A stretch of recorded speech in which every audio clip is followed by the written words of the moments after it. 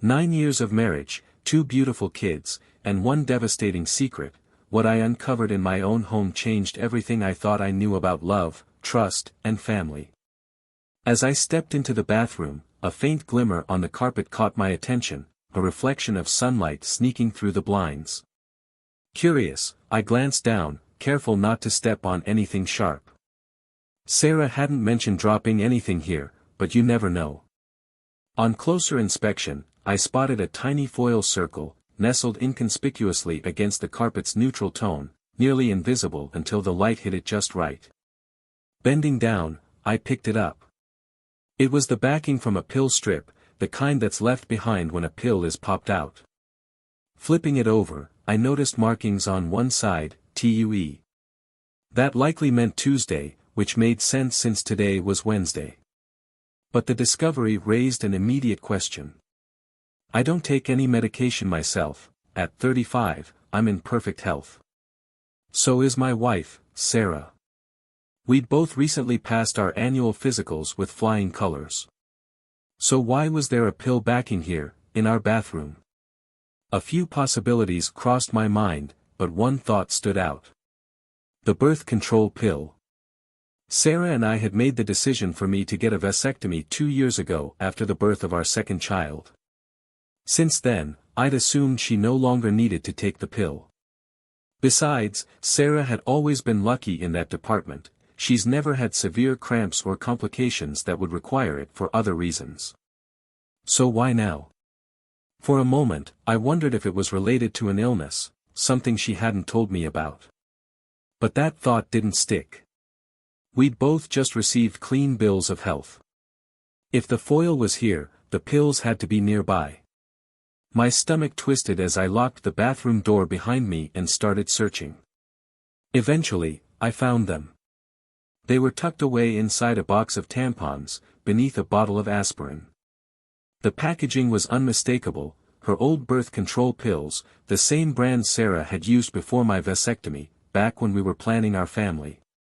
My heart began to race as a disturbing thought took hold. Why would she be taking these again? There was only one explanation that made sense, and it hit me like a blow to the chest. Sarah had been taking precautions. Not for me, but for someone else. She must have been unfaithful. Sarah and I have been together for 9 years. We met not long after I finished college and began my studies to become an engineer. At the time, she worked as an administrative assistant. Our connection wasn't immediate. We met at a bar, and she agreed to a dinner that I wasn't sure would even happen. But Sarah, with her lean, athletic build and sharp wit, left an impression. At nearly my height, 5 feet 11 inches, she carried herself with confidence and grace. Her figure was modest, but to me, her most striking feature was her incredible rear, something I admired from the start. As the months passed, our bond grew stronger. After a year of dating, we got married. It felt right, natural, like the beginning of a life I'd always envisioned. We built a home together, had 2 beautiful children, and crafted what I thought was a strong, unshakable foundation. Now, holding that strip of pills, everything I thought I knew about Sarah, about us, felt like it was slipping away. When I was 26, our children, Ethan, who was 5 at the time, and Chloe, just 2, led me to make a life-altering decision. I underwent surgery to ensure that Sarah and I wouldn't have more kids. At the time, it felt like the right choice. We had what I thought was the perfect family. Sarah returned to her career after each maternity leave, determined to balance her job despite the ever-increasing cost of childcare. Meanwhile, I had co-founded an engineering firm with a few close friends. The work was rewarding, even if it didn't make us wealthy. Together, we were building a life that seemed ideal on the surface. But then, everything shifted. After discovering the pill foil in the bathroom, I placed it back exactly where I found it and resolved to think through my next steps. Confronting Sarah immediately wouldn't solve anything. I needed a plan, and more importantly, I needed evidence. Whatever was going on, I had to uncover the truth. As I went to work the next day, my mind churned with questions. Who could be involved? When did it start, and how long had it been going on? Was it someone from her workplace? Maybe even her boss? And the question that cut the deepest, were Ethan and Chloe really mine? Despite the storm of emotions swirling inside me, loss, betrayal, anger, and pain, I forced myself to focus on gathering facts. First, I ordered DNA testing kits online to discreetly check the children's paternity. I also purchased surveillance equipment, small voice recorders for Sarah's car and bag, along with tiny cameras to set up around our home. I doubted she would risk an affair in the house, especially since she was rarely there without me, or so I believed. I knew I'd also need access to Sarah's phone. There was a cloning tool I'd read about that could create a mirror of her device, capturing messages, emails, and calls. To use it, I had to buy another phone, which would take a few days to arrive. While waiting for the packages, I observed Sarah closely. Her behavior was, maddeningly, normal. She went about her daily routine without missing a beat. Our intimacy hadn't changed, we were together once or twice a week, usually on weekends. I saw no sudden, suspicious showers when she returned home or unusual shifts in her demeanor. Either she wasn't cheating, or she had mastered the art of discretion, possibly carrying on for so long that it had become second nature. By Friday morning, the packages arrived at my office, avoiding the risk of raising questions by having them delivered to the house. I now had everything: the DNA test kits, voice recorders, cameras, a new phone, and the cloning tool. The plan was ready to unfold. I left work early that day, a quiet determination driving me forward.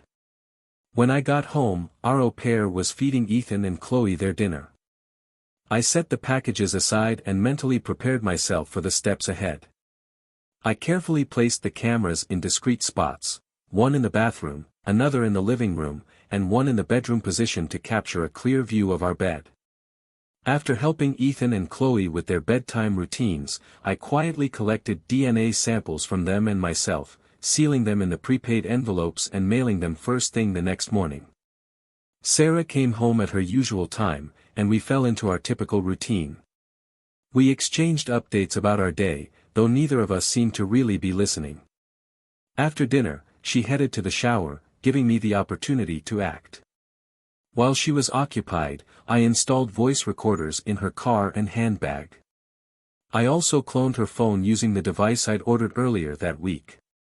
Once the phone clone was ready, I immediately combed through her messages and emails, hoping to uncover any incriminating evidence. To my frustration, there was nothing. Either Sarah was being extremely cautious, or there truly wasn't anything to find. I wasn't sure what to think. The weekend passed uneventfully.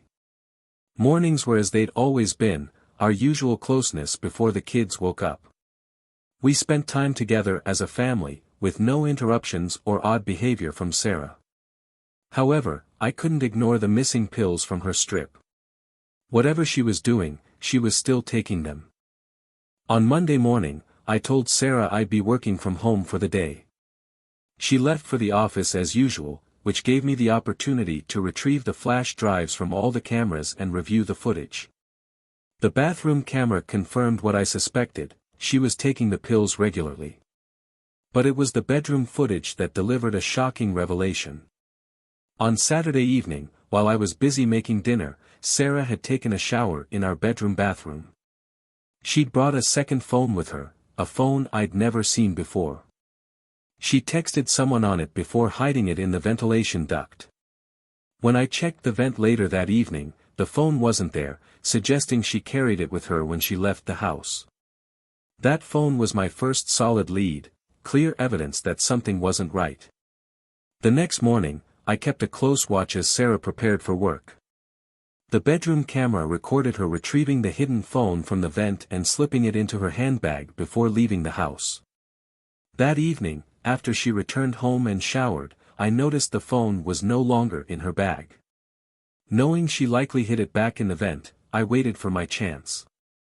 Once Sarah was settled in for the evening, I quietly retrieved the phone from its hiding spot. I cloned its data as quickly as I could, then returned it to the vent just in time.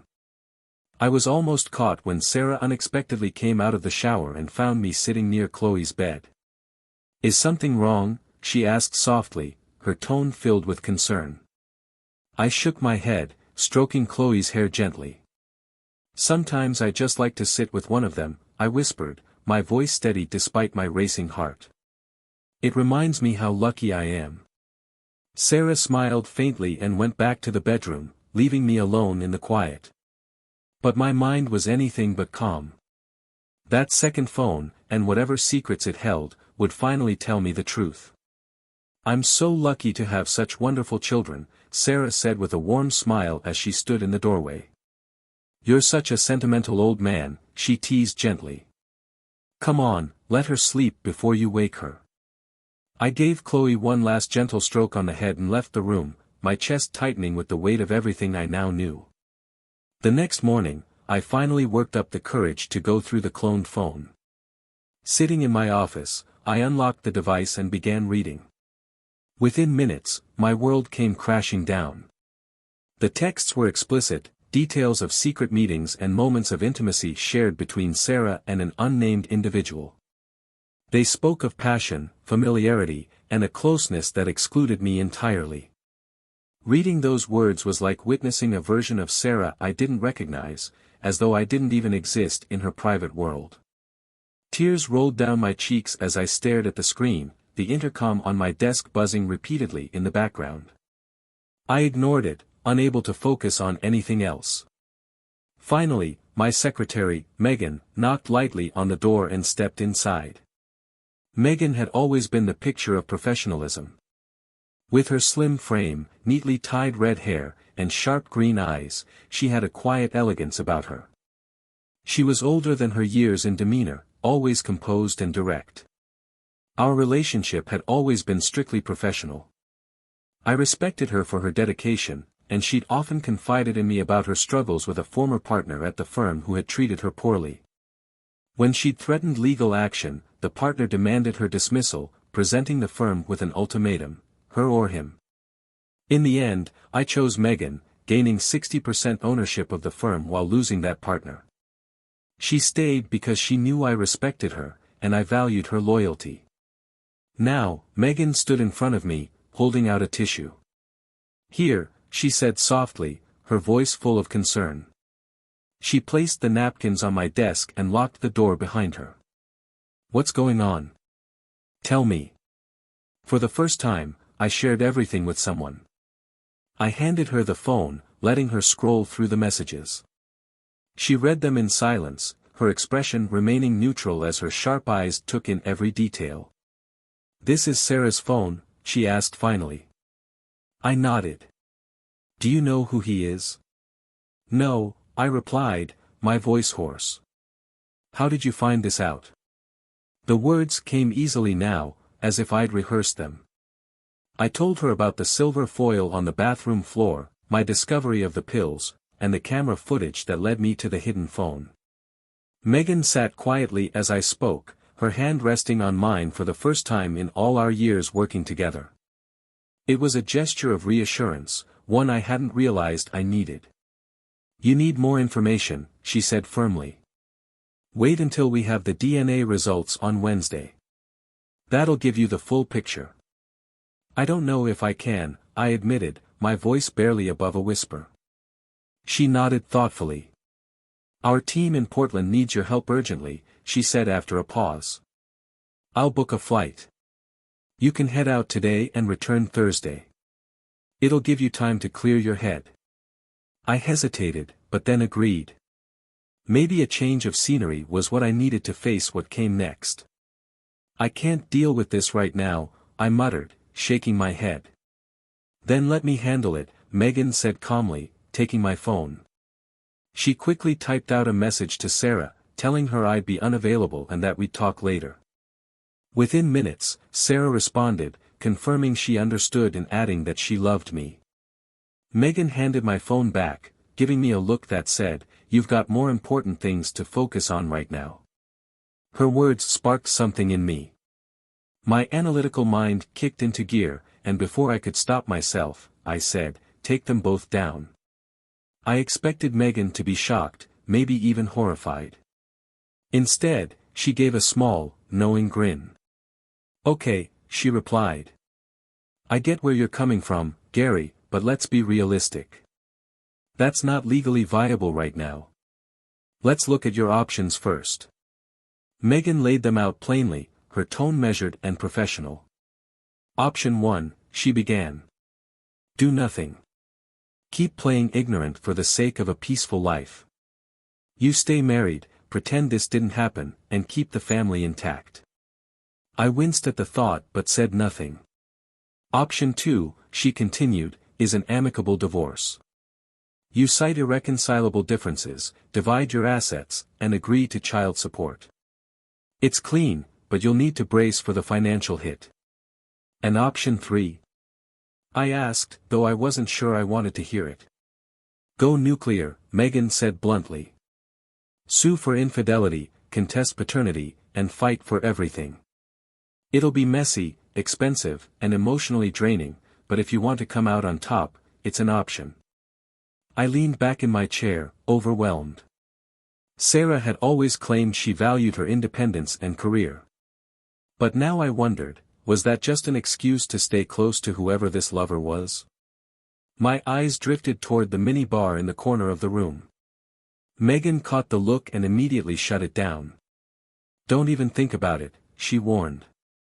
You need a clear head right now. Drowning your sorrows isn't a plan.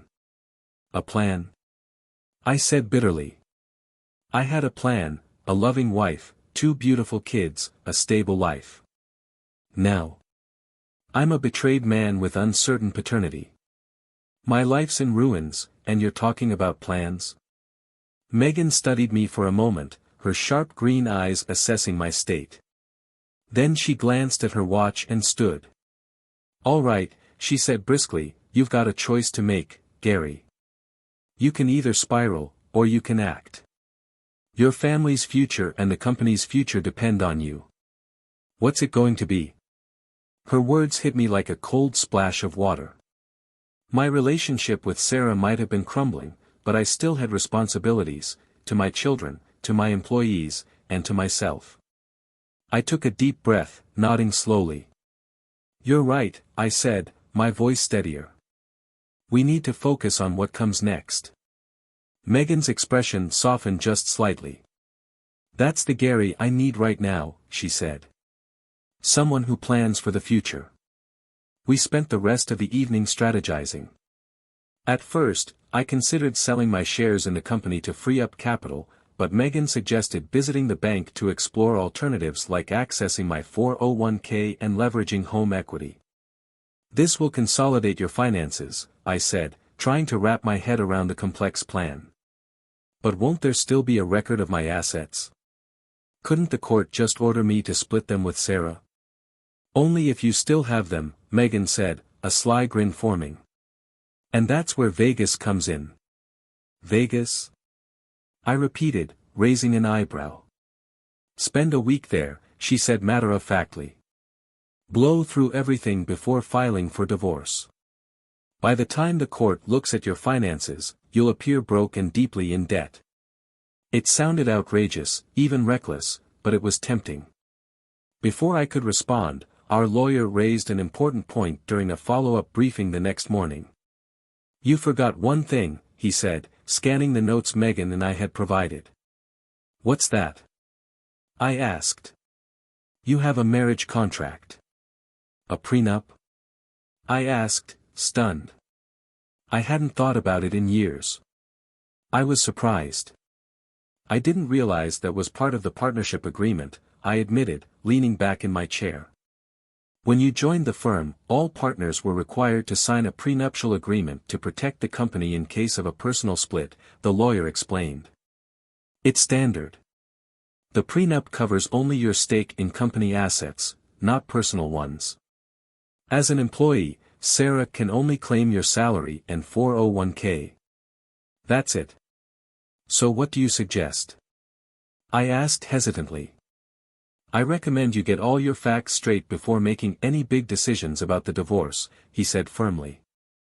And don't forget the ongoing plans with your other legal team. If that lawsuit against Sarah's company goes through, it should generate enough funds to pay off your loan and restore your full salary. He paused, then added, also, if the children are proven not to be yours, you can file separately for reimbursement of expenses from their biological father. That would be handled post-divorce and wouldn't affect the settlement. I nodded slowly, trying to process everything. Could you reach out to Robert for me about selling my shares? I asked. I don't think I can handle that right now. The lawyer nodded. I'll take care of it, he assured me. Later that evening, Megan and I went to a diner to regroup. I felt drained, the weight of everything pressing down on me. Megan remained composed, offering quiet support. As we left, she glanced at her phone and turned to me. Lorraine called, she said. She wants to see you right away. We headed to Lorraine's office, where she greeted us with a solemn expression. I have a preliminary report from the private investigator, she said, sliding a folder across the desk. Sarah had a visitor last night. A man stayed over at your house. My stomach tightened, but I kept my face neutral. I have cameras at home, I said. I'll swap out the flash drives tonight, and we can review the footage. Lorraine nodded. Good. Do it immediately. This footage could be a game changer. I left the office with a renewed sense of purpose. The au pair was home with Ethan and Chloe, so I quietly retrieved the flash drives and replaced them. Back at Lorraine's office, we reviewed the footage together. The recording showed Sarah with the man, a senior manager from her company. This revelation opened up new possibilities for legal action. With this evidence, we can move forward with a claim against Sarah's employer, Lorraine said. Their anti-fraternization clause gives us grounds to sue for violation, especially since the other party is in a managerial role. She immediately contacted my company's lawyer to brief him on the situation. By the time we wrapped up, Lorraine received copies of my prenup via email. She scanned the document, her expression shifting as she pieced everything together. This changes everything, she said decisively. Your partner's strategy is brilliant. If he's willing to buy your shares, we can reinvest everything into the company, shielding it from the divorce settlement.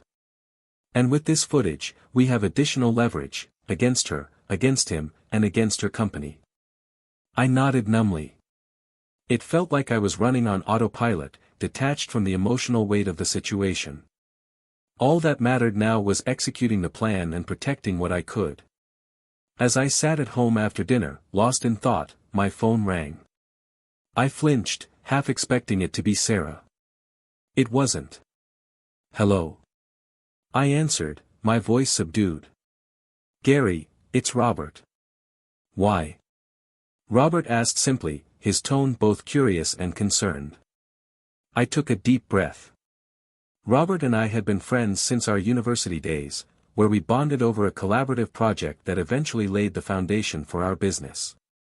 At the time, I held the majority stake in the company because of my greater initial investment. Sarah is cheating on me, I said flatly, my voice devoid of emotion. Robert didn't push for details. Instead, he got straight to work. Within 30 minutes, he prepared all the necessary documents for me to buy him out of his share of the company. The transaction was swift, yet the consequences weighed heavily. I liquidated everything, my home equity, savings, and 401k. To cover the remaining amount, I secured a loan against the company's pension plan. On paper, I now owed nearly $1 million. My salary was nearly halved due to the loan deductions, but the business was mine entirely. From Robert's office, I went straight to Lorraine's to finalize the details. She reviewed the buyout documents carefully before giving a satisfied nod. This is perfect, she remarked.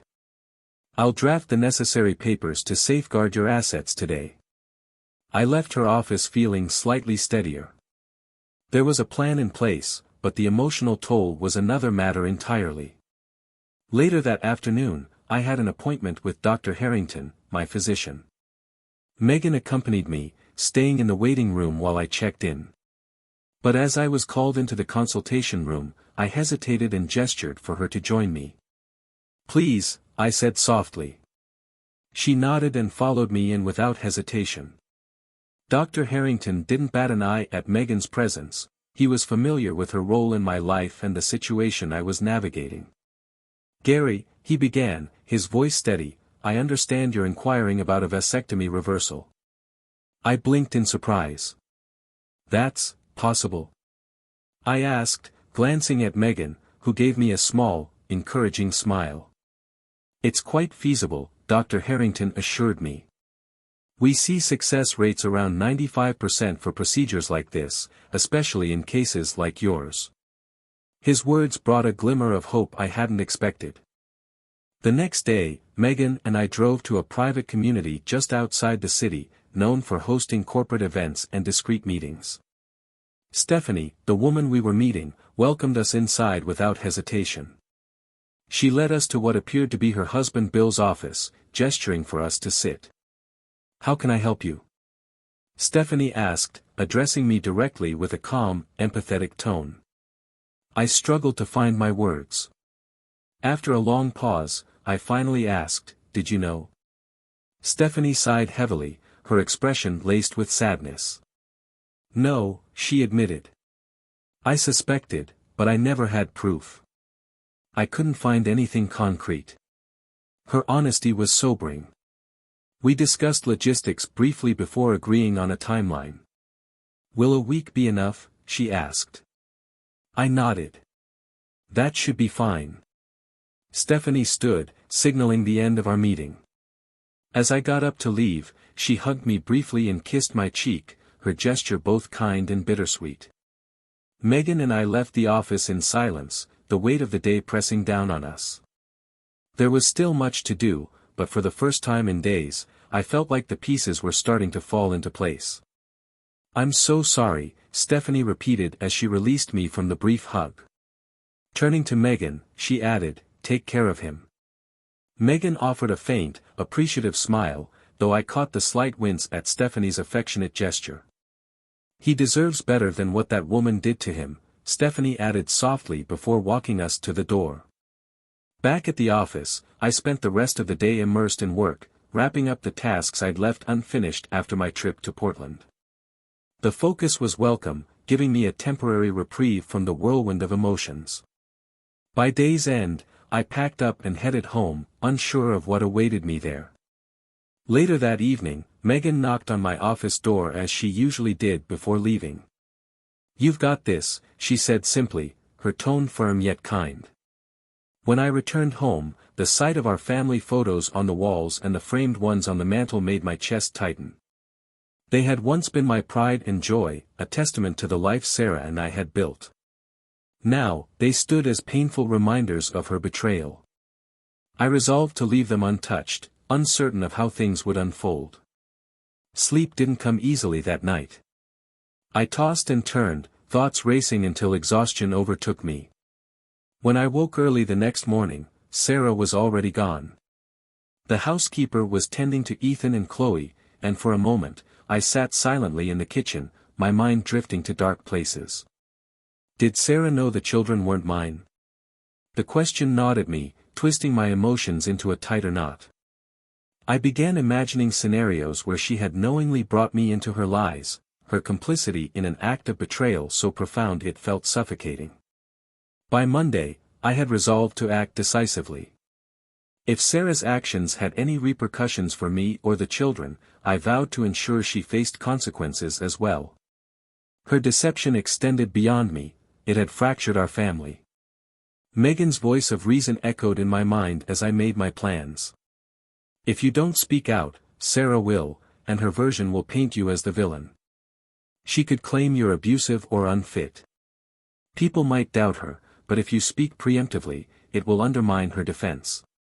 Following her advice, Megan worked tirelessly to compile a media package that detailed Sarah's infidelity. It included the private investigator's report, the DNA tests proving I wasn't Ethan and Chloe's biological father, and videos from the cameras I'd installed in the house. One particularly damning clip showed Sarah's lover, James, greeting her with an intimacy that was undeniable. There were other videos too, ones that I hadn't seen before and didn't want to see now. That weekend, I threw myself into household tasks that Sarah had long neglected. Fixing the leaky faucet, organizing the garage, even scrubbing the kitchen tiles, mundane chores that offered me a semblance of control amidst the chaos. When Sarah noticed, she made an offhand comment about my sudden productivity. I shrugged and replied casually, it needed doing. That night, when Sarah tried to initiate intimacy after her shower, I pretended to be asleep. The thought of letting her touch me felt impossible. On Sunday, I spent the day with Ethan and Chloe at the zoo. Their laughter and excitement gave me fleeting moments of peace, though my emotions churned beneath the surface every time I caught Sarah's gaze. Her smile seemed forced, almost brittle, but I didn't care to ask why. The truth was, my trust was gone, and the time to confront her was nearing. I just needed to ensure all the pieces were in place before I made my move. "I'll see you on the other side," I said firmly, ending the call with Lorraine. She had confirmed that everything was ready, and now all I could do was wait. I sat at my desk, refreshing my email repeatedly. At exactly 10 a.m., the first confirmation came through: Sarah had been served. The second email followed 3 minutes later, and the third arrived 5 minutes after that. Then my phone rang. For a moment, I thought it might be Sarah, but when I glanced at the screen, I saw it was my mother. "Gary," she began, her voice tight with concern. "Hi, Mom," I said, trying to keep my voice steady. "What's going on?" she asked. "Did you read the package I sent?" I asked bluntly. "Yes," she admitted, hesitating. "Then you know as much as I do," I replied, my tone sharper than I intended. "Sarah lied to me for 9 years. 9 years, Mom. Neither Ethan nor Chloe is mine. She convinced me to get a vasectomy while she was still on birth control, so she could keep seeing Bill." I could hear her shock on the other end of the line. "Gary," she started, but I cut her off. "So, no, Mom. I don't care what Sarah has to say," I continued. "My lawyer's card is in the package she received when she was served. If there's anything she thinks I should know, she can tell Lorraine." "And the children?" my mother asked softly. "What children?" I retorted bitterly. "I don't have children. And if it were up to Sarah, I never would have." Later that afternoon, I found Nina, the au pair, in the kitchen. "I've already informed your agency about what happened," I told her coldly. "Your failure to report Sarah's behavior, especially knowing about her infidelity, will make it nearly impossible for you to find work through another agency." Her face went pale, and she stammered an apology. "I didn't." "Save it," I interrupted. "Get out." Without another word, she grabbed her things and hurried out of the house. Sarah entered the kitchen moments later, her expression a mixture of anger and disbelief. "Did you really have to do that?" she asked sharply. "You're still talking." I replied, my tone icy. "I told you I don't want to hear it. What I want is for you to pack your things, take your kids, and leave my house. This is my home too." Sarah shouted, her voice trembling with fury. "According to the documents, no, it isn't," I said evenly. "The house is registered solely in my name. Until the courts say otherwise, you have no claim to it." Her face fell, and for a moment, I thought she might argue further, but instead, she turned and left the room without another word. That evening, Megan came over and found me sitting on the couch, staring blankly at the wall. "Let's go," she said firmly, pulling me to my feet. "Lorraine mentioned it could take Sarah about 4 hours to get an emergency order to occupy the house," Megan continued. "Because of the children and the fact that this is your matrimonial home, she'll probably get it." Do you really want to let her throw you out of your own house? Her words stirred something in me. Together, we began gathering clothes, important documents, and other necessities. Megan's calm determination cut through my haze of anger and pain. Gary, she said quietly as we packed, this is just a temporary setback. You'll get through it. I promise. I nodded, trusting her to guide me through the storm I couldn't face alone. I needed to figure out where I was going to stay, but for now, Megan and I loaded my belongings into our cars, some into hers and the rest into mine. We left the house together without a clear destination in mind, but with a shared determination to move forward. In the days that followed, Lorraine worked tirelessly on the legal proceedings against Sarah and Bill's employer.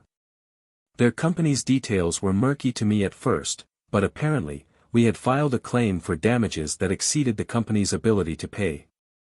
Despite having insurance, the policy capped at $1 million, and the claim was well above that. Their legal team remained composed and professional throughout negotiations. Lorraine, however, seemed confident. What's the next step? Their lawyer asked. Lorraine's reply was sharp and precise, immediate and permanent dismissal of the senior manager involved, with forfeiture of pension benefits, plus retaining Sarah on staff for 3 years with a payout of $1.5 million. I tuned out as the discussion continued. It felt surreal to hear them debating terms like this, as if my life and Sarah's betrayal were just items on a business agenda. The divorce proceedings began to take shape. Lorraine presented our case methodically. My client has recently made substantial additional investments, depleting most of his savings, his 401k, and his home equity. He also borrowed heavily from the company's pension fund. As a result, his salary has been reduced, and he now earns significantly less than your client. We will be seeking interim support while he stabilizes financially. What about the children? Sarah's lawyer inquired. DNA evidence conclusively proves these children are not his, Lorraine replied. Sarah falsified birth records to fraudulently list my client as the father. This will be addressed as part of the broader fraud claim. The room fell silent as the weight of her words settled over the proceedings. During this time, I learned that Sarah's family had chosen to side with her. They staunchly supported her actions and refused to communicate with me directly. To my surprise, I felt no loss over this. Their loyalty to Sarah only solidified the distance between us, and I no longer had the energy to bridge it. Meanwhile, Stephanie's situation with Bill took an unexpected turn. Despite her initial promise to divorce him, she hadn't followed through. I didn't press her for details, but I heard through mutual acquaintances that Bill had lost his corporate job and pension. He and Stephanie had been forced to sell their house in the gated community and move into a modest apartment. Bill had managed to secure a decent job using his market connections and skills, but his income was far below what he'd earned before. As for Sarah, I had no idea where she was or how she was managing. I didn't care to find out. One evening, as Megan and I worked late in the office, reviewing the next steps for the divorce and corporate restructuring, she leaned closer to hand me a document. Suddenly, she paused, her hand brushing mine. "Megan?" I asked, startled. Without warning, she leaned in and kissed me, a gesture filled with years of restrained emotion. When she pulled back, her cheeks were flushed, and she looked at me with a mixture of hope and vulnerability. I sat back in my chair, stunned and tense. "For 9 years," she began softly, "I've been by your side. You're the most honorable man I've ever known. You never once looked at me inappropriately or made advances, and I've admired you for that." I said nothing, still trying to process her words. "I've been waiting for this moment," Megan continued, her voice steady despite her clear nerves. "Now that you're free, I want to show you that not all women are deceitful. We make a great team, Gary. I know you inside and out, just as any wife knows her husband." Her words hung in the air, and I realized I had no idea how to respond.